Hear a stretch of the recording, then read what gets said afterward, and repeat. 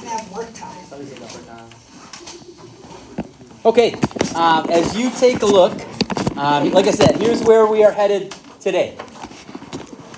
We are going back to rational functions, okay, which, just a quick heads up, again in general, technically I would say you probably should know what rational means, but just to remind you, just in case you don't, rational means fractions. Okay? Rational numbers are numbers you change that you can make into a fraction. Okay, rational functions are fractional functions. We're going to go back, take a look. You did this last year in Algebra 2. Remember back to vertical asymptotes, horizontal asymptotes, holes in the graph, all that kind of stuff. We're going to revisit all of that stuff over the next few days. Okay, and the general idea, this is basically a setup for what's coming. We're going to talk about what are called limits, which is your first concept. That's an introduction into some calculus-based stuff. In order to talk about a limit, it will make more sense if you understand these graphs and what's going on the graphs. Okay, so we'll get into that. So let me give you a kind of a quick warm-up type problem. Okay, just a general thing to get going, just so we can talk about a few different things. So if you notice, here is your rational function right there. Okay, there's your fractional function. We're going to kind of take a look at the graph, and then we'll move forward. Good news for today, kind of told you we're going to do a little bit over the next few days. Today is just going to be finding the features of the graph. We're not actually even going to graph yet today, really. We're going to just find the x-intercept. We're going to find the y-intercept. We're going to do all that kind of stuff. Then tomorrow we'll add in, how do I then put that stuff on the graph? How do I put it all together? And then every day we'll add in a little bit more as we move forward. Okay? So first off, if you take a look, there is almost always, when you have a rational function, going to be something that x cannot equal. What can x not equal? X cannot equal 0, which, that value, by the way, is what is called a discontinuity, meaning it's a point on the graph that gets in the way of a graph being a nice continuous curve. Okay? Could be a hole in the graph, where you get to the hole and all of a sudden you got to pick up your pencil and then keep going on the other side. Could be a vertical asymptote, where you got to then go to the other side of the asymptote and do that. So this is what is called a discontinuity. On this graph, what I will tell you, this is a vertical asymptote. So I'm going to put that vertical asymptote in here at x equals 0. I will also tell you that there is a horizontal asymptote on this graph as well. We'll talk about why in a little bit. And the horizontal asymptotes will make a lot more sense when we get into the idea of limits, okay? Because that's kind of where they're coming from, which is why we're covering this stuff. There is a horizontal asymptote at y equals 0. And if I sketch in this graph, this is where hopefully the things will start to come back to you. The graph looks something like, oops, not that. Ooh, ignore that little part. Okay, and there's a curve down here as well. Okay, the graph looks something like that. This is basically kind of the parent function for all rational functions. They all have some version of this with vertical, horizontal asymptotes, things along those lines. Okay? Now, here if I make a kind of a quick connection to those limits that we were talking about.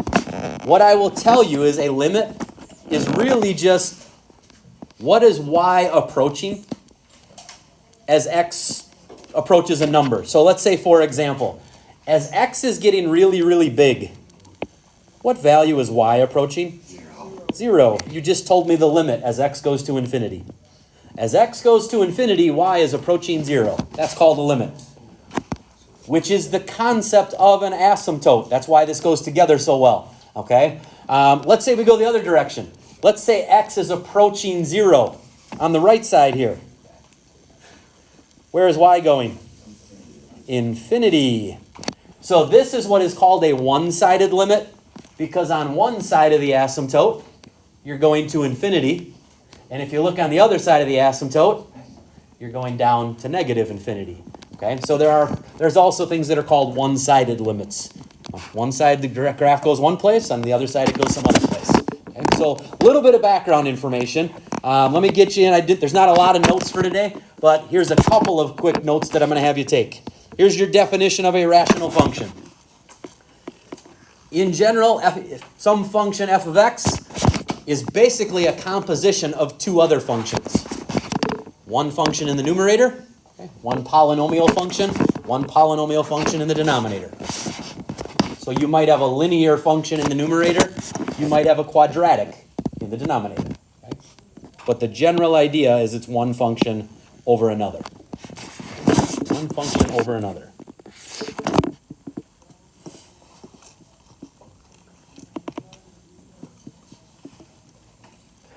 And hopefully for fairly obvious reasons, the denominator cannot equal 0. That's going to be really the number one focus. That's where all of our discontinuities come from. Okay? That's where hole in the graphs, vertical asymptotes, all that stuff comes from.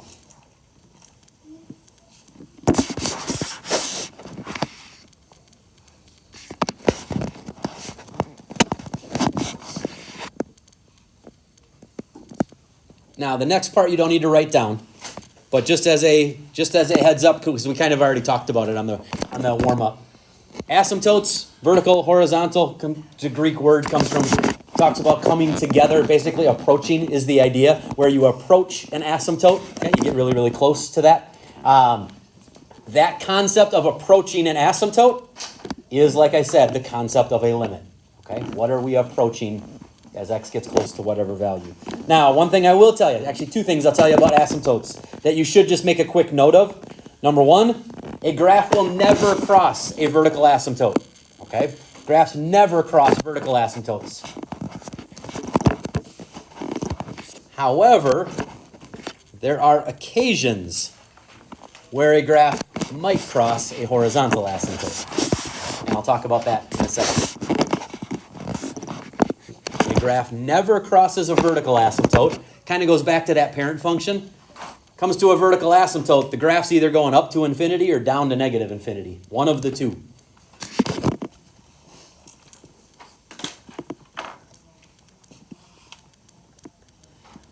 I say occasionally it'll cross a horizontal asymptote. We'll talk about cross points a little bit later on. For now, I just want you to be aware that there are cross points. It is a possibility. It does not happen super often. Okay? But every now and then there is a graph where it'll actually go through a horizontal asymptote. Okay? I will tell you another name for horizontal asymptotes. They're called end behavior asymptotes, which means on the ends of the graph they act like asymptotes. But in the middle, you might end up having a cross point. Okay? So more than likely, if there is a cross point, it's probably in the middle of the graph somewhere. Okay? Whereas on the ends, it's more approaching. Go to that orange sheet that I handed out to you next. Let's reference that next. Okay. Let's reference that. This should look familiar, by the way.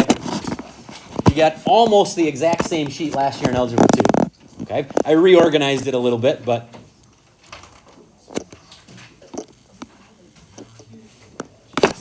and I just want to reference it because of a couple of quick things, and then we're going to jump right into the examples, right into what's actually going on. Okay. So if you take a look at the rational functions, I say I reorganized it a little bit because there's a few things that were not on here in Algebra 2, and they had a little bit different mindset in terms of kind of how to go about it. I organized this in the way that I would do a problem. If I was given a rational function that I needed to graph, the first thing that I would do is find the horizontal asymptote. The reason why I say that is you don't actually have to do any math to be able to find it. Okay? You can just look at the problem and write the answer down for the most part. Okay? So here's what refresher, bottom heavy, top heavy, tie. What I'm talking about on that is the degree. I'm talking about the degree of the function. So if we're talking about a function that is bottom heavy, that means the denominator has a higher degree function than the numerator does. So maybe you have a cubic function on the bottom, but only a quadratic squared function on the top. Okay? That's what I mean by bottom heavy. If that is the case, then you have a horizontal asymptote at y equals 0. When we start talking about limits, it'll make a lot more sense why it's y equals 0. For now, it's just kind of one of those rules where I'm going to say, just trust me, there's always one at y equals 0, which is going to kind of be a general rule at this point. The y is coming, okay, once we get into limits. So bottom heavy means you've got an asymptote at y equals 0. Top heavy when the numerator degree is higher than the denominator, then you do not have a horizontal asymptote. You have a slant asymptote instead. Meaning it's going to be it's going to be a linear asymptote, but instead of horizontal, it'll go at an angle. Okay, it's a slant asymptote. We will talk about that, but that's going to come in about 3 or 4 days. Okay, we'll get into that in a couple of days. We're not going to worry about it right now. And if the degree of the asymptote or the degree are the same on the top and bottom, it is a tie, meaning you're going to have y equals. What this means is it's basically just looking at the coefficients of those highest degree. I'm not going to spend a lot of time because right now it probably won't make a lot of sense until we get into an actual problem and take a look at it. Okay. Now, one other thing that I want to mention as we're moving forward. So again, if I was doing one of these problems in general, I'd start with the horizontal asymptote. Normally then, by the time we get to the end of this, I'd go straight in and say, all right, now let's check for any cross points because it relates to horizontal asymptotes. Then I'd say, let's factor and identify any points of discontinuity and then start working our way through that. Keep in mind, and I want to make sure I clarify this, because in at least one other class earlier, they were a little bit confused again on points of discontinuity. If you take a look, all that is are values of x that you cannot have. So like on the warm-up one, we said x can't equal 0. That was a point of discontinuity. There could be 1, there could be 2, there could be 3, it doesn't matter. There could be more than 1. Okay? But let's put this to practice. Here's example number 1. Okay? Let's actually kind of work our way through this so you understand how you're finding the algebra, okay? And what you're doing in terms of trying to figure this out.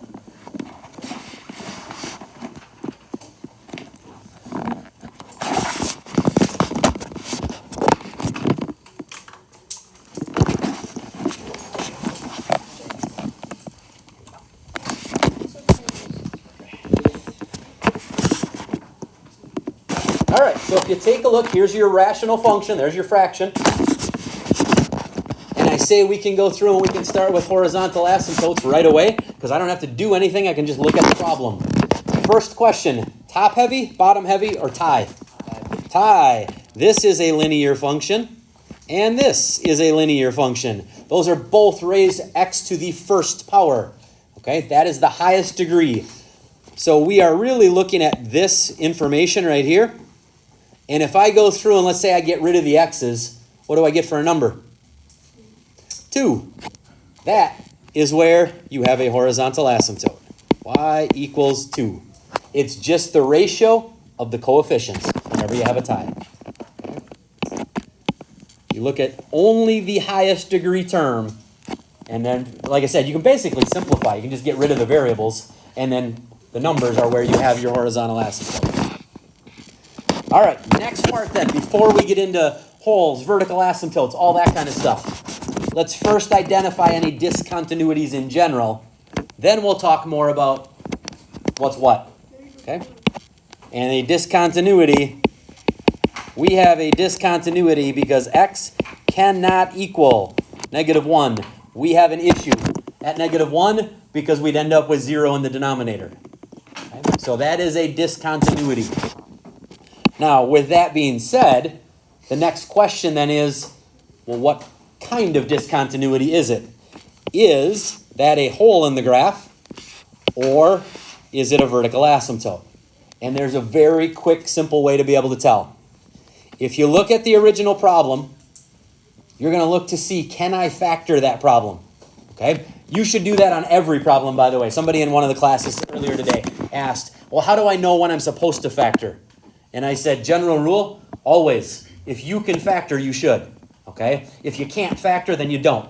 In this case, can I factor anything? Can I cancel out anything? Can I factor anything? Can I do anything? No. Quick heads up, just as a clarification, because I know it's a common mistake that people make. Can I just take the +1s and cancel those? No. Remember, when we cancel, you cancel factors. Factors are multiplied together. You cannot cancel terms. I can't just get rid of a +1 and a +1. That does not work, okay?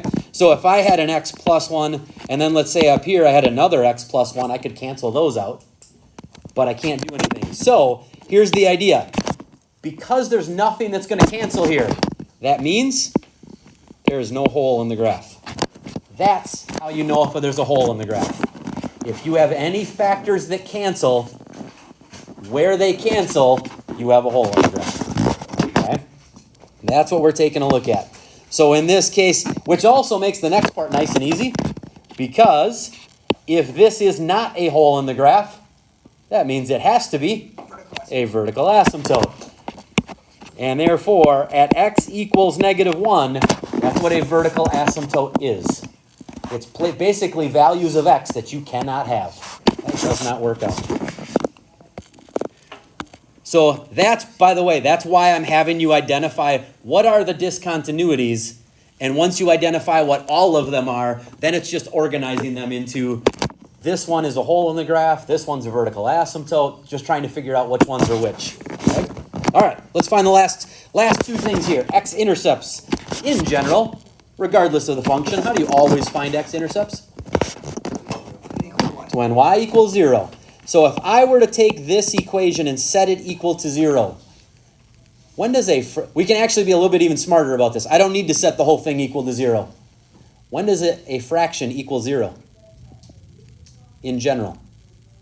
When do you get 0 as an answer for a fraction? When the, what? When the numerator is 0. If I take 0 divided by 5, I get 0. If I take 0 divided by -2, if I take 0 divided by 100, 0 divided by something is 0, which really means all I care about, if I'm looking for when does this equal 0, when does the numerator equal 0? Okay, which in this case is what? -1/2. There you go. So the x-intercept in this case is going to be -1/2, comma 0. Okay. Right here. If the numerator equals 0, you said that, right? Then you know the fraction equals 0. So if I set that equal to 0 and solve for x, what do I get? -1/2. That's what you're doing. Okay? And again, let's say this was a little bit more complex of a problem, and it wasn't one. Just take whatever's in the numerator, set it equal to 0, and solve it. Okay? How about y-intercept? When what happens? Y-intercepts are when? X equals 0. How do you know how to get one x? Okay. That's one. If I go back to the original problem, let's say I plug in 0, How? we get an answer of 1. Okay. And so here's the information. Again, x-intercepts are when y equals 0. Y-intercepts are when x equals 0. The goal for today is to find the information and know what you're finding. The goal for tomorrow, the only thing we're going to add tomorrow is, now let's take all this information, let's put it on the actual graph and try to see what the graph looks like. Okay? So it's a very, very small step tomorrow. How are we doing so far? Kind of making sense, hopefully? Remember doing this last year? Yeah. Okay. All right, let's do another one. Let's do one that's a little bit more complex here. Okay. Give you that. There's the equation. There's your rational equation. We'll do this one together, and then I'll give you one more to just kind of practice on your own. Keep it to yourself.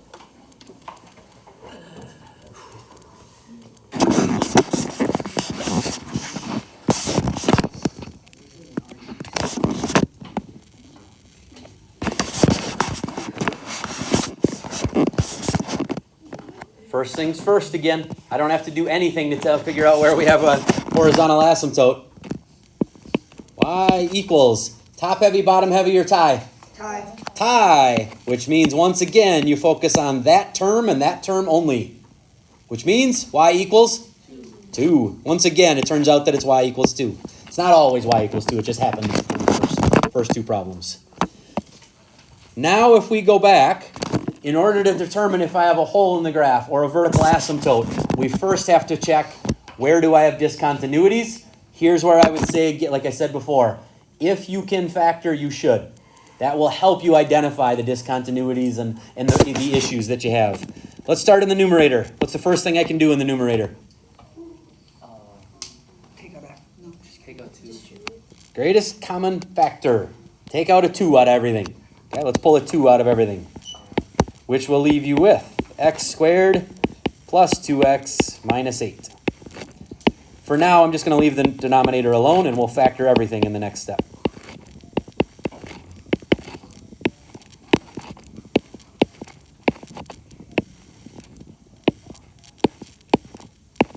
All right, what's the numerator factor to? What are my factors?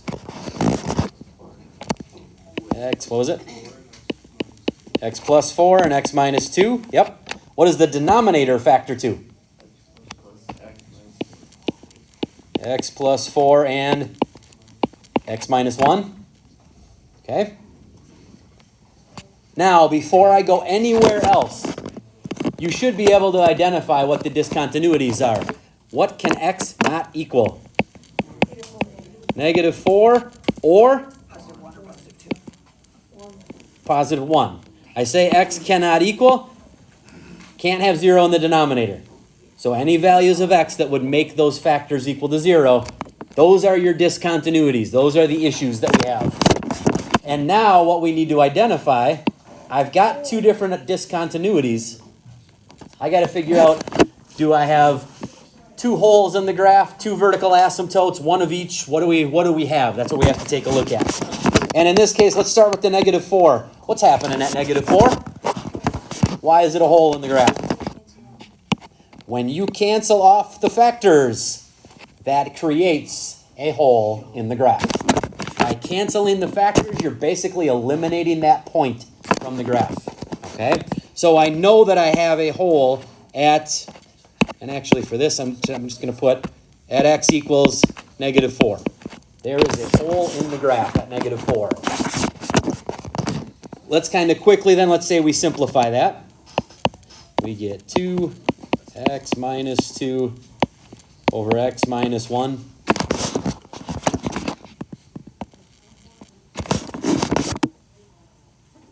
And where do I have a vertical asymptote then? Notice we still have an issue at x equals 1, even after we've canceled. Therefore, that is your vertical asymptote. How do I tell if there's a hole in the graph? Anytime factors cancel. If factors will cancel out, that is where you have a hole. Anything that doesn't cancel out is a vertical asymptote. Okay. Doing okay? With me so far? All right, let's go x-intercept. And I'm going to go to this equation right here. We said it's when y equals 0, which really means it's just when the numerator equals 0. And what do we get? 2. Yep, if you set that equal to 2 when you solved it, you're going to get x-intercept at 2, 0. Okay. Again, all you're doing is just setting the numerator equal to 0. Y-intercept is when x equals 0. And you could very quickly go through and pretty quickly, not very quickly, go through and plug in 0 and get an answer. One of the things I will tell you, might be easier to go back to the original. If I plug in 0 for all the x's, what do I get? Which means 4. It's a little easier to find the y-intercept by going back to the original problem. Okay? Not that you can't do it from the simplified version, it's just easier to do it from the original problem. So we have y-intercept of 0, 4. Okay? And there's, for today, that's probably the most complicated type of problem you're going to have, where you're factoring, in this case, there is a hole in the graph, there is a vertical asymptote. Okay? How are we doing now? Give me thumbs up, thumbs down, somewhere in between. Where are you at right now? How are we feeling? Okay? All right. Let's take one last one. Let's take a look. Try this one on your own, okay, or with the person you're sitting next to. See if this will make sense to you, okay? See if you can identify things. There's not a lot of work to do. Identify all the important features.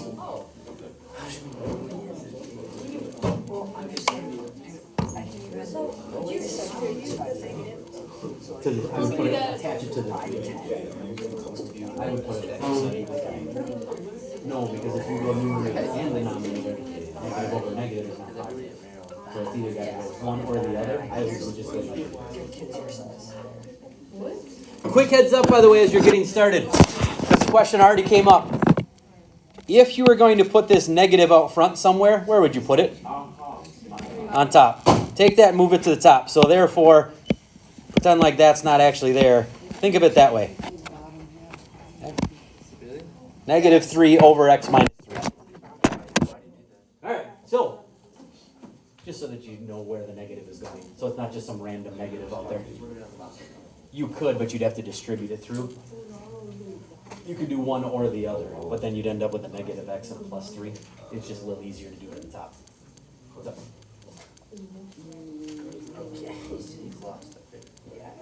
Wait, this equals y equals. There you go. See, you're fine. See?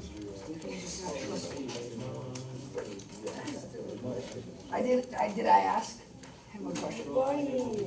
Yeah, you did. No, I didn't. I raised my hand and I didn't. I thought you were saying, did I ask? No, I did not ask him a question. I'm scared, ow.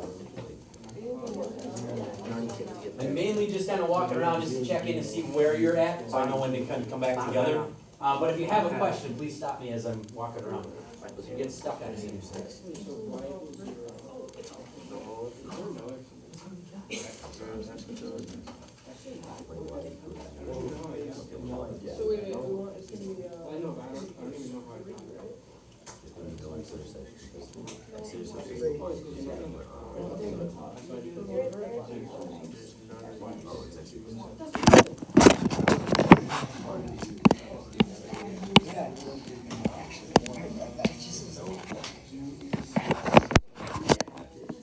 If you said negative 3 equals 0, then it would just equal 3.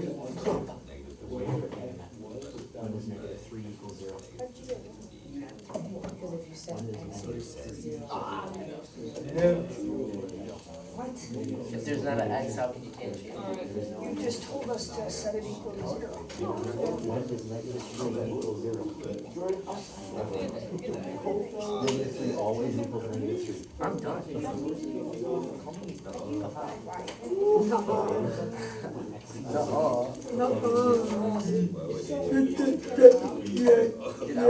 I wish I always wasn't. I don't understand, how do you get 0 y intercept? Well, if you plug in 0 for x, it's negative 3 over negative 3, that's mine. I'm recording this lesson. Yeah.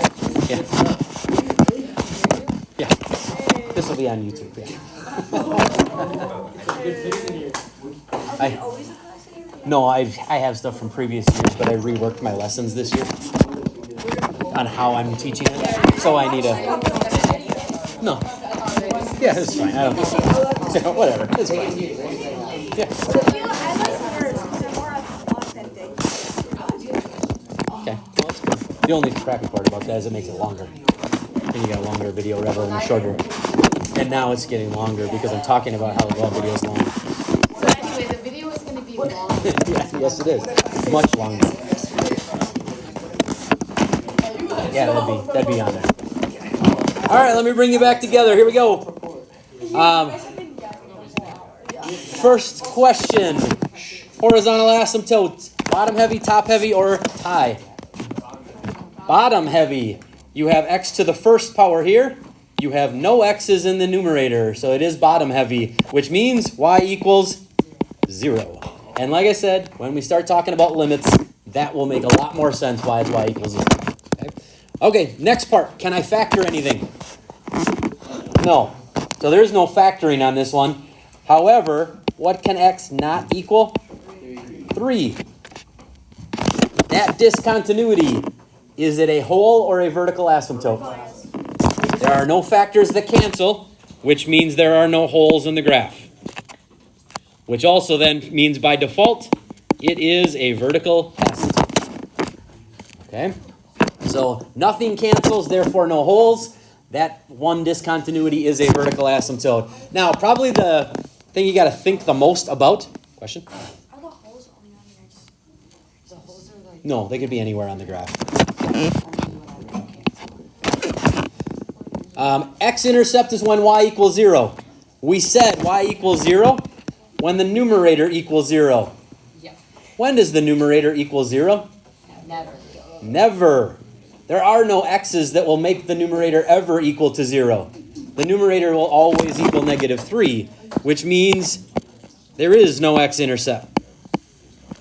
Okay. I will give you another reason as well, just to kind of confirm and hopefully make it make sense. You have a horizontal asymptote at y equals 0. Unless there's a cross point on the graph, which in this case there isn't, and we're not even talking about that yet. Unless there is a cross point on the horizontal asymptote, it can't equal 0. Okay? And in this case, it doesn't. So for now, at least, because we're not talking about cross points yet, if you have a horizontal asymptote at y equals 0, then you know you don't have any x-intercepts. Okay? And finally, y-intercept is when x equals 0. If you plug in 0 into the original problem, what do I get for an answer? 3. 1. There you go. If I plug in 0 for x, you did, yeah. I had it down, I just put 3 because I saw it. You did. That is exactly what just happened. I have it down. It's on my All right. I'm going to get out of your way. I'm going to give you the assignment. This is what you are doing on the assignment. Just identifying the important features, okay, of the graph, which are the properties of rational functions.